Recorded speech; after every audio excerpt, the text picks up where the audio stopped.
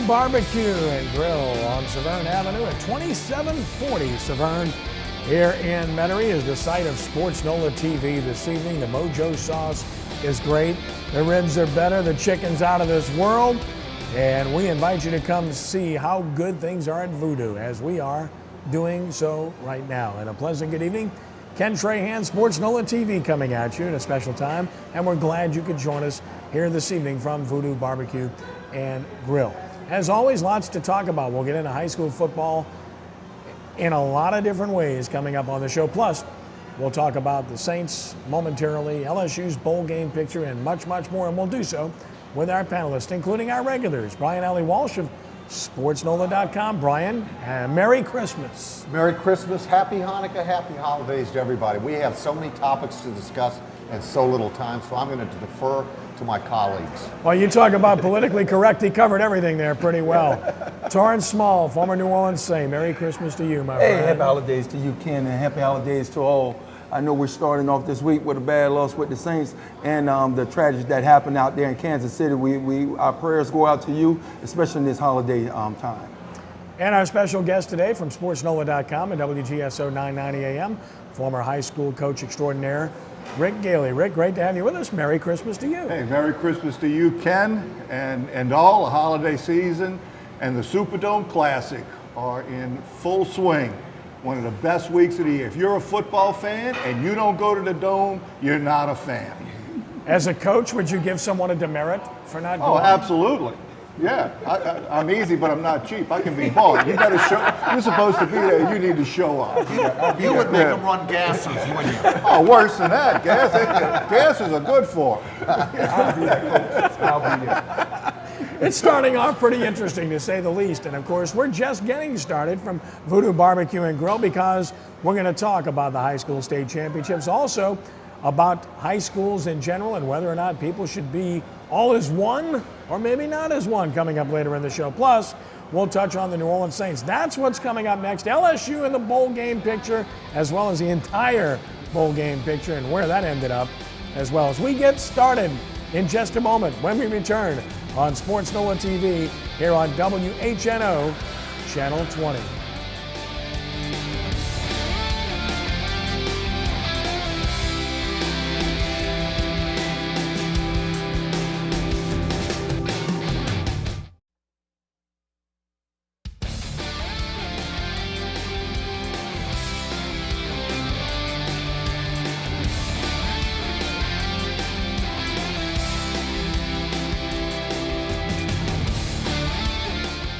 It's a remarkable figure when you think about it. No repeat champion since this division was formed, and that's truly incredible when you consider the plight of other divisions, which have been dominated by respective teams.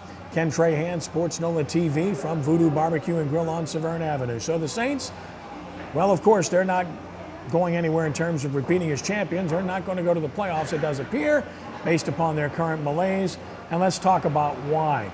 Brian, the Saints, as you look at these last two games, have improved defensively. They've improved defensively over the past month, week to week. I said that Steve Spagnuolo didn't forget how to coach. The guy is still a good coach. They're buying in. They found a way. He's adjusted his attack defensively, and they've played better. That's the good news. The bad news is what's happened to this offense. And Drew Brees clearly has it on his shoulders for the last two losses. Yeah, there's no doubt about it, Kenny. When you look at the way this season has developed from the 0-4 start to where they are now, all three phases have not been on the same page. Garrett Hartley wasn't on the same page early in the year when they were 0-4.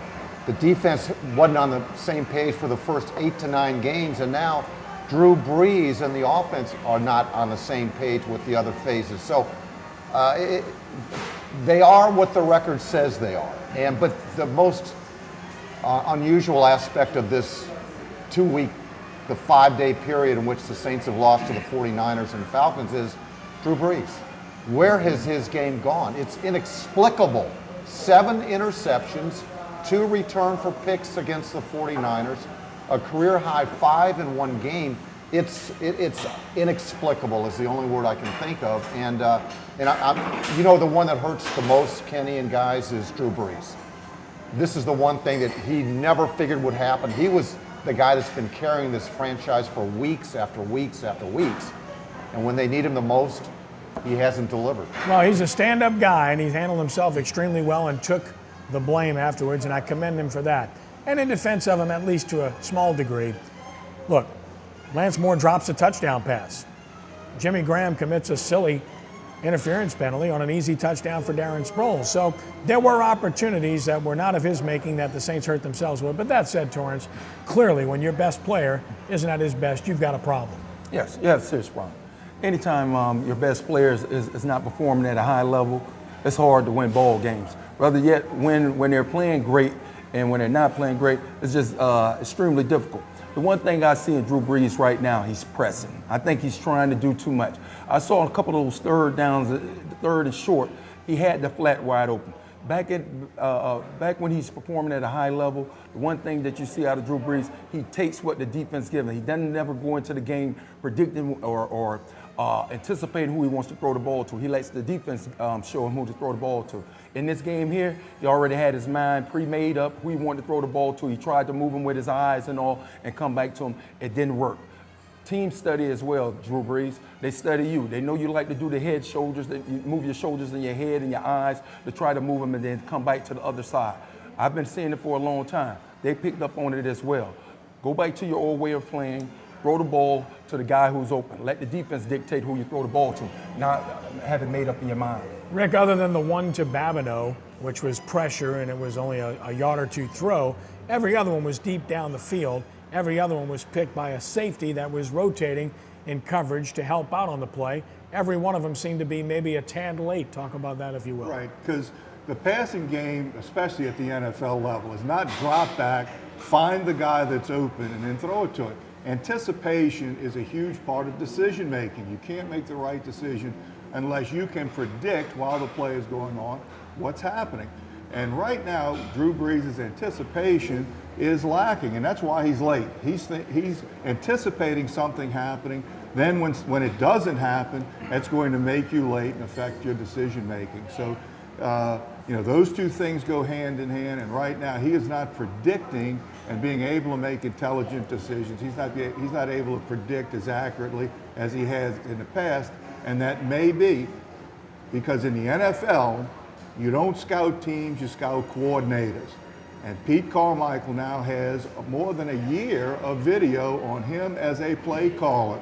And I'm thinking that the book on Pete Carmichael is starting to get around the league, and that's why they're starting to defense the Saints much better. That may very well be a factor in the underperformance the last 2 weeks. I'm going to speak to the decision making, Rick, that you bring up, and the physical mistakes are one thing, the interceptions. The decision making before the half, or lack of decision making on the part of Drew Brees, is to me the most inexcusable part of his whole game. This is the most decisive quarterback, or one of the more decisive quarterbacks that's ever played the game, let alone this current season. And for him to not understand the clock or where it is just unfathomable to me. And I'm sure that's what bothers Drew as much as the physical mistakes. Well, again, you go back to the whole sequence, and we talked about the interference and everything else, but then you've got this as well. Not just his decision to throw the ball in the field of play inexplicably, and with two guys spying Sproles and just waiting on him, but also leading up to that play, they huddle up with no timeouts. And I'm telling you, that was about 20 to 25 seconds by my calculation that they lost in the process. Torrance, how can you not have a second play called in that situation? The one thing we do on Thursdays, most teams, or given they played on a Thursday, probably they did it on that Tuesday or Tuesday, they probably had the opportunity to go through what we call 2-minute offense. We try to bring up every situation you can bring up, and guys go through about managing the clock. This is a preparation thing. And I cannot believe that the Saints did not prepare for this. Although they had a short week, I'm pretty sure that they prepared for this. It just wasn't executed on the field, which was a lack of concentration on Drew Brees' part. Yeah, you've got to be able to take charge. And in a 2-minute offense, the sideline ceases to become a factor. The great quarterbacks take charge of that situation. And they said they shouldn't even be listening to what's going on in the headset unless there's a catastrophe somewhere. that you just tell them, stay out of my way, here's what we're doing, and go and do it. And there was a lot of hesitation. I just think there's a tremendous void without Sean Payton. I thought the play calling again was very suspect, in particular in the third quarter when the Saints are gashing the Falcons and their defense is on the field too long and they're tiring, and it's 2nd and 2, you throw the ball. 3rd and 2, you throw the ball and you kick it back to them or kick a field goal.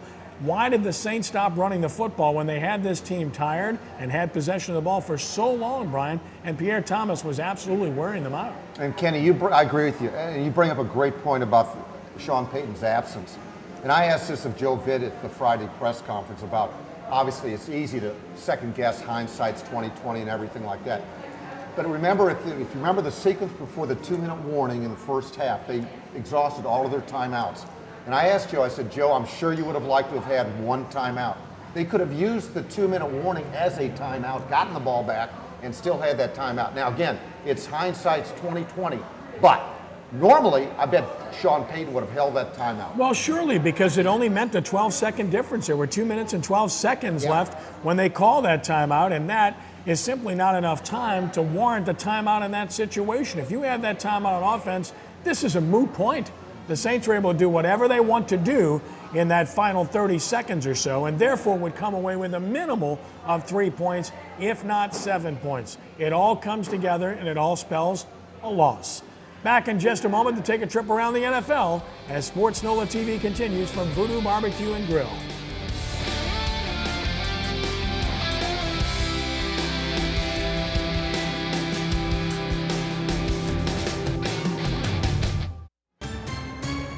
Our Sports NOLA trivia question of the evening. Drew Brees, of course, threw those 5 interceptions Thursday night to tie a Saints franchise record. Whose record did he tie? Was it Jim, don't call me Chris Everett? Archie, don't call me Peyton or Eli Manning? Bobby, don't call me Scott? Or Aaron, whatever happened to me, Brooks? Ponder the situation. Think about your choice. We'll have the answer for you a little bit later in the show. Always like to have fun here on Sports NOLA TV. Ken Trahan with you, Brian Allee-Walsh, Torrance Small, and Rick Gaille coming at you at this special time this evening. And Merry Christmas to each and every one of you. Well, the NFL is starting to look very clear in terms of division winners because you got a lot of decisions already being made for divisions this early on in the process. So let's take a look at scores from this past weekend. Buffalo taking care of Jacksonville. There's one that really hurts the Saints. Seattle in overtime wins at Chicago. An improbable win for the Colts at Detroit, coming back late to do it. Green Bay takes care of business in a division game. Kansas City an emotional win despite a tragedy the day before.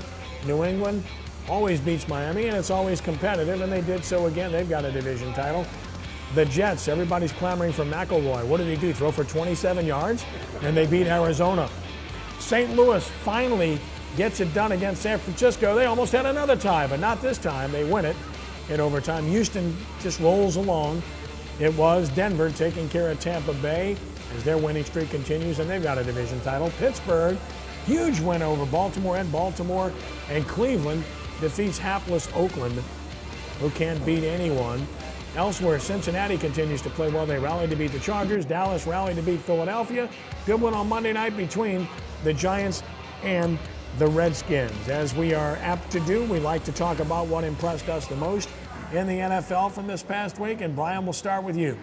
There's a number of games, obviously, Kenny, but I think the one that strikes my fancy is the Seattle victory up at Soldier Field against the Bears with rookie quarterback Russell Wilson, who, by the way, is having a pretty darn good season. I know Andrew Luck and RG3 are getting a lot of the accolades and headlines, and deservingly so. All Russell Wilson has done is quietly lead his Seahawks into probably a 6th spot in the NFC. He comes back and beats a pretty good defense, not only in regulation but in overtime. And Russell Wilson is the real deal. Oh, he's really good. And a touchdown pass to Sidney Rice. He got clocked. Ball comes out. Our buddy Craig Stelz recovered it, but it was definitely a touchdown. Tremendous drive, great road win, very impressive indeed. Torrance, what impressed you? Yes, I like the Seattle win as well. I like Russell Wilson. I think he had a great game. I think he's having a great season. Not only that, but I like to go with Andrew Luck. Hey, here, no time left on the clock. Here this guy come to take his team down and for a score. You got to love it. You got to love these young guys that's coming in right now, the way they're throwing the ball around, the way they're leading their teams. They're not just winning ball games, it's the way these guys are winning ball games. They're winning like vets, they're playing like vets. And I tell you, I look forward to seeing them more and more as the years go by. Well, what really impressed me about Luck is the fact that he overcame a ton of interceptions in that game. That shows me that he is tough mentally. Perseverance. Yeah. Rick? He just keeps playing. Looking at Seattle, I feel bad for Matt Flynn, who was signed to be the quarterback there. He has been underappreciated every place that he's been. All he's done is be successful. I'm not sure. In fact, I'm convinced Russell Wilson isn't any better than Matt Flynn. But that's a story for another day. San Francisco, the decision to start Kaepernick, and now where does Jim Harbaugh go from here? Because that decision right there puts San Francisco in a box, and the only thing that can keep them from being successful is a couple of decisions like that could create a schism on the team and can create problems. I'm not sure if Kaepernick is the answer, because guess what? The NFL, ain't no long term. It's this year. Is he the right person for this year? Maybe for the first 3 quarters, but Smith better be able to finish the game. Well, it gets back to our hot seat question last week about losing your job when you're hurt. And we had differing opinions on that. There's no way Alex Smith should have lost his job given the circumstances. And that takes nothing away from Colin Kaepernick, who has talent.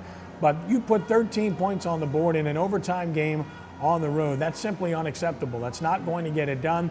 And by the way, congratulations to Jeff Fisher. He's a quality coach getting it done. The other game I wanted to point out, Pittsburgh Steelers, third-string quarterback. Who wins in Baltimore with a third-string quarterback whom everybody forgot about? That tells you how tough that team and that organization is to find a way to get that done. Let's take a look now at the NFC South standings, and this is the last time we'll show this because the division's over with. The Falcons clinched the division with their win over the Saints, and the Buccaneers lost in Denver. Tampa Bay still alive for a wild card. The Saints, they're on life support but still alive. Carolina, they're Carolina, so enough said. So that's the NFC South. Let's take a look at the playoff picture as a result. In the NFC, Falcons won, 49ers are still 2, the Packers now up to 3. The Giants can tie them with a win tonight, and of course they have a head-to-head win. The Bears now dropped to 8-4, that loss hurt them, and the Seahawks just a game behind them, so should they tie the Bears, they'd get the tiebreak. In the hunt, we mentioned Tampa Bay, the Vikings, Cowboys pulled out a win last night. Rams, I just mentioned Jeff Fisher. I tell you, they've been competitive with everybody. Then the Redskins, can't rule them out with their quarterback, and then the Saints bringing up the rear there. So therefore, who's going to make the playoffs? Probably Seattle in that wild card spot because the rest of their schedule isn't that tough. They do have to go to Buffalo, and they do have San Francisco, but they have 2 other wins on their schedule. So I think they're the ones that will get that 6th spot, Brian. I agree. And considering the fact they got an egregious gift earlier with the Packers game, that is unfortunate. Absolutely, and that, we thought that could come back to haunt even a team like the Saints that might have been even in the chase, but Seattle is a really good home team. 3 of their last 4 are at their home field, so you look for them to secure that 6th spot. When we return in just a moment to divide and conquer, or should you divide? Our hot seat topic is next. You won't want to miss it as sportsNOLAtv continues from Voodoo BBQ and Grill on Severn Avenue in Metiairie.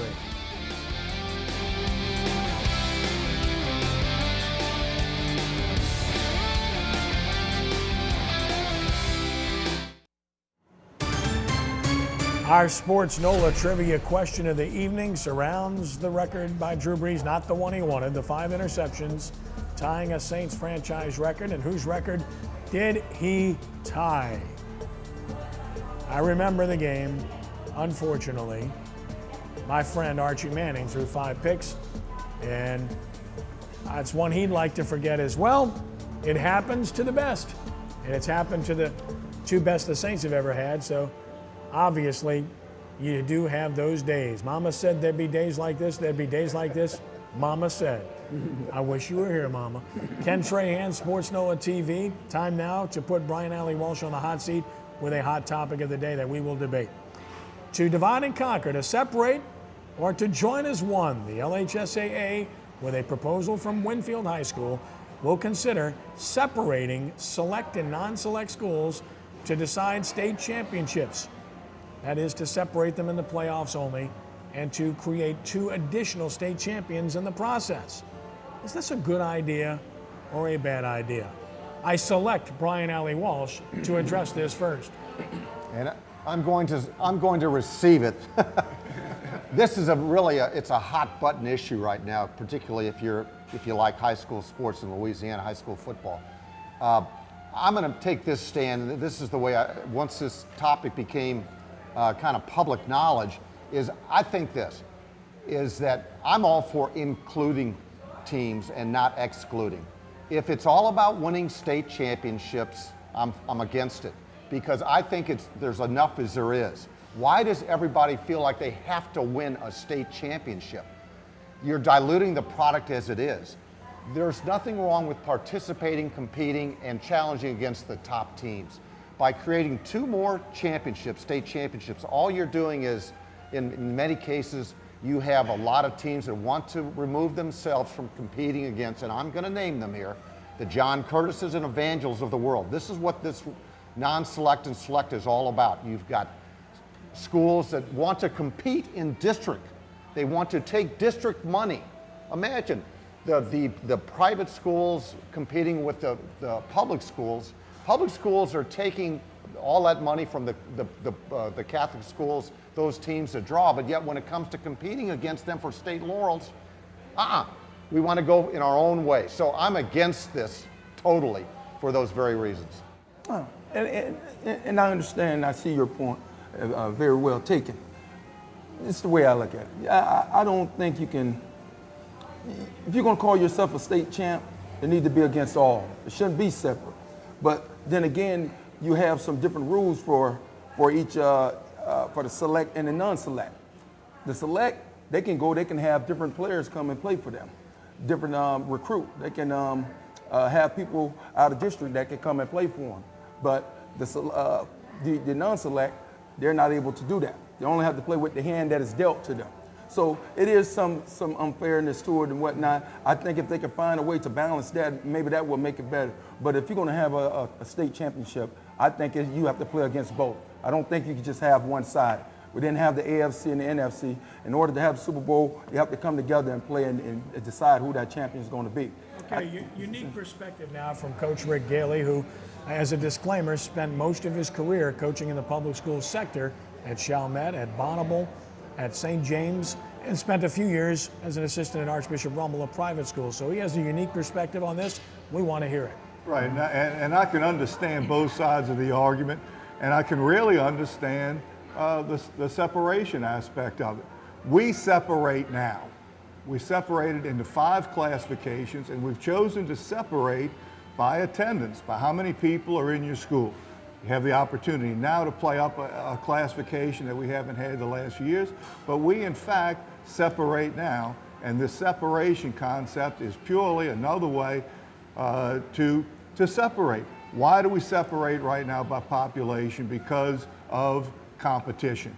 It's more fair to compete against schools your own size.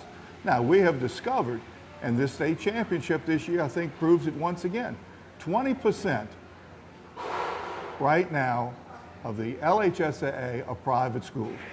7 out of the 10 that are now in the state finals come from what would be termed select. 6 are private schools and Carr, which has multiple attendance zones. And that's what the separation would go by, would be, do you have a singular attendance zone according to where your school is located, or can you get players from multiple attendance zones? I can tell you from personal experience, it is really difficult to compete against schools that can get players from multiple attendance zones. Now, that's supposed to be balanced out theoretically by the fact that you could pay tuition, that you have to pay tuition in order to be able to do that. So not every person is going to be able to attend private schools. But now with vouchers and magnet schools and the like, it is becoming much more difficult for the singular attendance zone schools to compete. And so I can thoroughly understand why a proposal like this has an opportunity to pass. You know, the thing that I kind of want to harp on is that it's okay then by this separation or division, it's all right to play in district schedules and to take money from schools that are more popular or have bigger attendances, but when it comes time to competing for state championships, that school is saying, but I don't think I can compete with you for a state championship, but thank you for the money. But isn't it really, I mean, isn't it largely about this? No. In some ways, No. No, there's your answer. No, because the judge has to render his verdict now. Quiet in the courtroom, or I'll hold you in contempt. We will agree with I said quiet in the courtroom. Kenny, we will agree. What? On this. Hurry Is it up. about Curtis and Evangel? Well, of course. Yes. That's where I'm starting. It's very simple, folks. Back in 2004, legislation was enacted because Curtis and Evangel were dominating the state of Louisiana in 4A and 5A respectively, which, by the way, was where they chose to play, which, by the way, was nowhere near their attendance level. John Curtis is a 2A school. Evangel was a 2A school then. Evangel was dominating 5A. Curtis was dominating 4A. People were annoyed and frustrated, so how did they solve it? They discriminated against all schools and said, you're going to play to your classification and that's it. No one can play up anymore. It was all aimed at 2 schools, and they penalized a whole bunch of other schools in the process. Ask Rick Gaille, ask Frank Monica, ask any number of coaches who had to compete with Curtis and Evangel at the 2A level, 3A level, 1A level, wherever they competed, because they had no chance to do so on a continual basis. The folks in 5A and 4A had a very difficult time, but a better opportunity to compete with them. What we're seeing today, including this latest measure, is all about John Curtis and Evangel. Make no mistake about it. It's not about Archbishop Rummel. It's not about St. Charles Catholic, which won a first ever state title last year. Rummel's trying to win a first ever state title this year. Those are not what you would constitute as powers that are dominating the state in any way, shape, or form. We hear about the Catholic League. Archbishop Shaw is the last Catholic League school to win a state championship. That was 1987. Do the math. It's not about anything but John Curtis and Evangel. And by the way, how hypocritical is it that you would play a regular season together and then separate for the playoffs? It's about what Brian mentioned. Let's make the money off of these people during the regular year, but then we want our trophy to take home when it's over with. It's like the kids playing, and every kid gets a trophy when the game's over and the season's over with. 7, 5 is too many. Are you kidding me? 4 was the right number. It made sense geographically. It made sense across the board. You earn what you get. And as for discrimination against private schools, enforce the rules. End of story. And you don't have a problem. Back in just a moment with more of Sports NOLA TV here on WHNO Channel 20.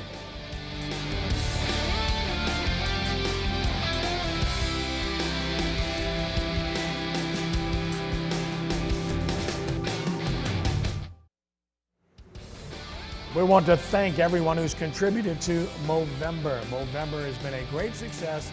Those mustaches, they look pretty good. All for a great cause.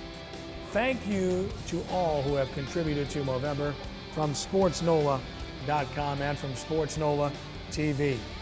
Ken Trahan with you, Sports NOLA TV continuing, and the bowl picture is now complete. And boy, you talk about a hornet's nest, we could get into that for about 10 hours with what's happened. So here are the big matchups, courtesy of the BCS, and you can use those initials any way you like. Notre Dame, Alabama, that's a dandy national championship game. Seen that one before here in New Orleans back in '73. Florida, Louisville coming to New Orleans for the Sugar Bowl. That's an interesting matchup and a nice one, not what it could have been though.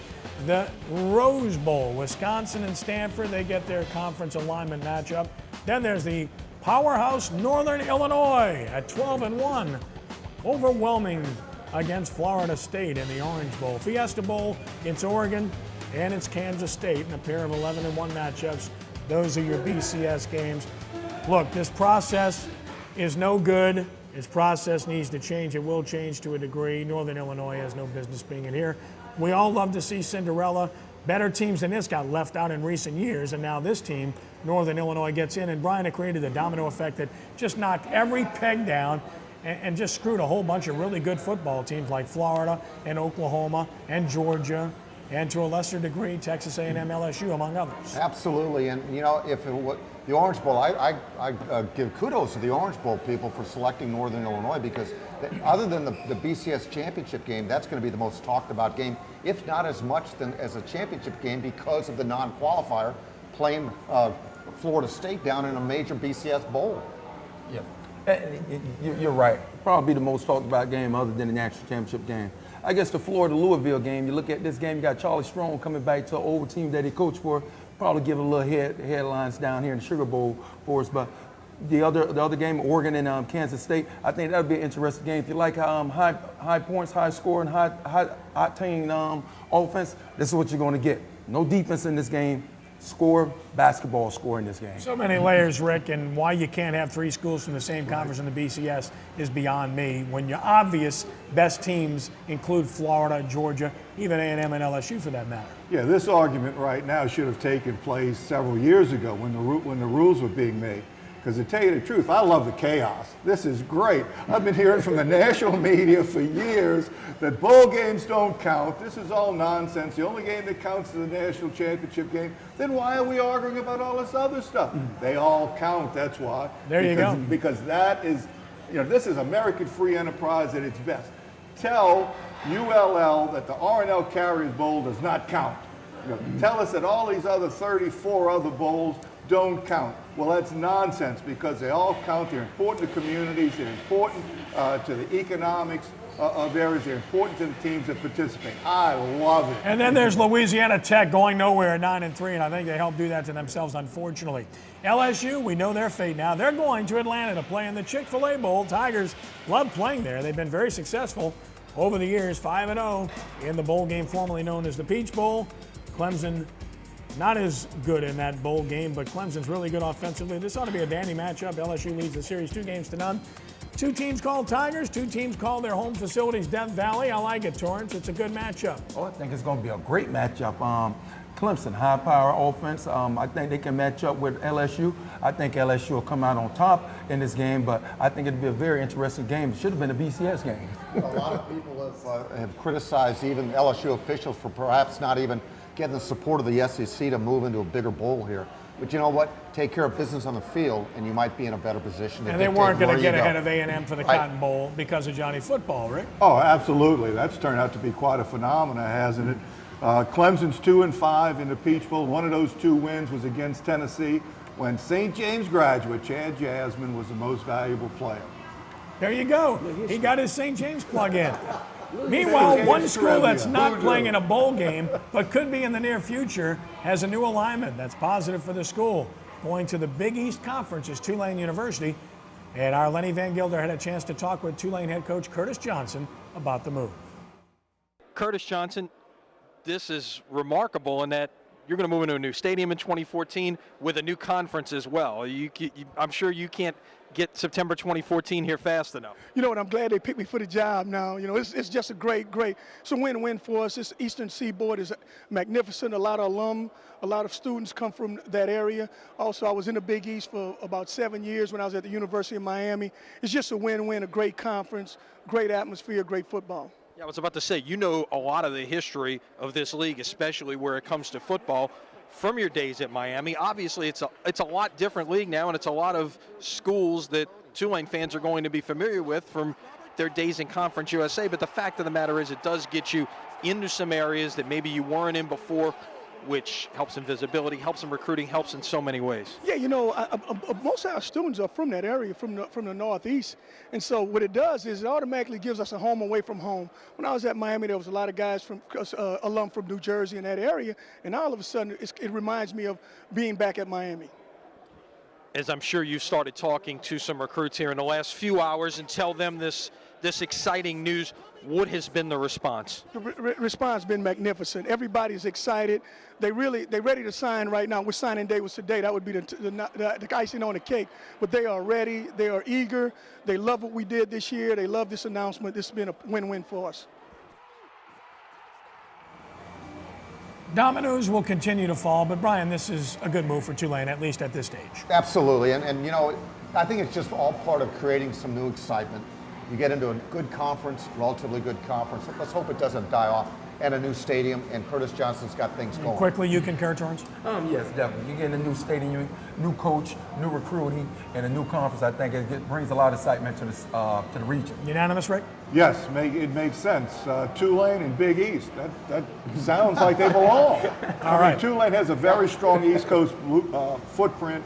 Makes sense to me. All right, let's take a look now at our sportsNOLA.com, Greater New Orleans Quarterback Club, WGSO 990 AM Prep Player of the Week for the metro area for week number 14 of the prep season. He is a terrific linebacker. Duke Riley of the John Curtis Christian Patriots. Against Springfield, he was all over the field. 15 tackles, 2 for loss, recovered a fumble. Curtis whacked Springfield 55-0 in the state semifinals in 2A, and Duke Riley, he's got a ton of Division I scholarship offers, and rightfully so. He's a really good football player, Rick. You've seen him play. Oh, he's outstanding. Somebody you can not only build a defense around, but can lead the defense. He makes the other players around him better because he's such a good player. Speaking of Curtis, let's take a look at the state championship matchups in the Superdome this weekend. It all gets underway, of course, on Friday at 4 p.m. Let's take a look top to bottom, though, of the matchups. 5A, the concluding game of the championships will be number 1 seed unbeaten Archbishop Rummel against number 2 seed Barb, high-scoring machine, Rick. Yes, Rummel wants to score slow, Barb wants to score fast. It's going to be quite an event. And 4A, Neville and Edna Carr. That is a game that is a rematch of last year. That's right, but Speedy Knoll is in the lineup for Edna Carr this year. He was limited last year. When he went out, the game made a dramatic turn. Edna Carr has an excellent opportunity. 3A, it's Parkview Baptist Notre Dame. We've seen these two before. It'll be a slugfest. 2 physical teams, 2 great coaches. Not a whole lot of finesse, except for the special plays. Look for a lot of special plays by Parkview. John Curtis and Evangeline 2A, I guess we've seen this one before. Yes, indeed, but the discrepancy in talent between the 2 teams this year is much greater, not only in the line. Curtis's skilled players match Evangel's this year. And in 1A, Washita Christian and Haynesville, 2 North Louisiana schools. That's right, should know each other very well. Washita Christian hasn't lost in this decade, I don't think. What do you have, Brian? If the select and non-select rule is passed, you wouldn't see several of these games. Is that correct? Next year? That's correct. That's absolutely No, right, you'd see yeah. most of them. Haynesville against, would they be against that? No. No. And No, the other they- one as well. But you would Rummel see- And the Barr. Carr and Neville you 2A, wouldn't see either 2A, because that's a 2A and select and a 3A. non-select public school. You see 2A and 3A. Okay. But Right. once again, 7 out of 10. 7 out of 10 teams. Way to make your point. No, that's right. Listen, he's right. That was great. I think he's No, that was great. That He's was right great. on. Way to make your point. I mean, you tell me, would you rather see it this way or great. would you rather see more championships and see some of these quality teams having to beat each other off for championships? I don't know. I just think that the segregation ended about 45 years ago and it needs to stay that way. Keep it together. We'll take a time out here. Back to take a look at the Saints and their upcoming schedule as Sports NOLA TV continues from Voodoo BBQ and Grill on Severn in Metiairie.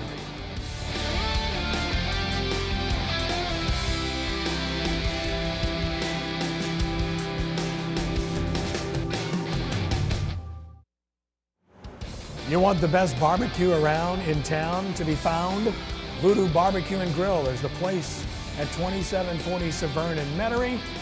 You see the phone number. It's where we are. We love coming here. They treat us great. They will treat you great. You will enjoy the food. You will enjoy the company at Voodoo BBQ and Grill. Ken Trahan, Sports NOLA TV. The Saints, well, they've pretty much used up all their mulligans. They've simply got a hole out from this point forward, starting with their game against the New York Giants. It's a late game, a national game. Saints have had the Giants number the last few times they played them, Brian, but this is a different year. This is a different time. This is a different location. I agree, and I'm going to send Saints fans out on a positive note here. Is that the 1990 Saints were 5-7, and they finished 8-8 and made the playoffs as a wild card. I won't tell you what happened in the playoffs, but they made the playoffs. Right now, this is not the time to be talking about playoffs. This is time about just getting back on a winning track. For a while, we started playing pretty well, then we kind of fell off the wagon in the last 2 games. It's just a matter about getting back on track because right now, the destiny is not in their hand. Even if they win them all, they're still not guaranteed to get in. One thing they just need to do is play well and prepare yourself one game at a time. Oh, Play well, play hard, compete. A lot of players playing for Contracts. Yes, that's an important part, isn't it? There's always some motivation there. Pride. Oh, Let please. me see if I can clue out Real Rick quick. Allee-Walsh in this. Players play for money, and they want to play for the coaches that help them make the most money. It It's is a living. career. Yes. All right, let's take a look at the Saints' upcoming schedule. Aside from the Giants, here's the remaining schedule. Then it's Tampa Bay at home for a return engagement. Then it's at Dallas and Jerry World, and then Carolina comes to town. I would make the case, Brian, that if the Saints can beat the Giants, they would have a realistic chance to win them all. I agree, totally. You've got 2 games at home.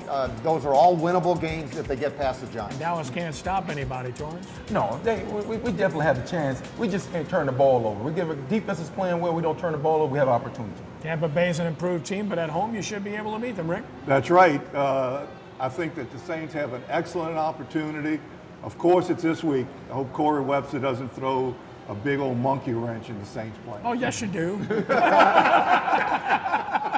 Rick coached Corey Webster at St. James. It's that simple, so he has a right to want him to do well. He got his Chad Jasmine mention in. He got his Corey Webster mention in. Pretty good stuff.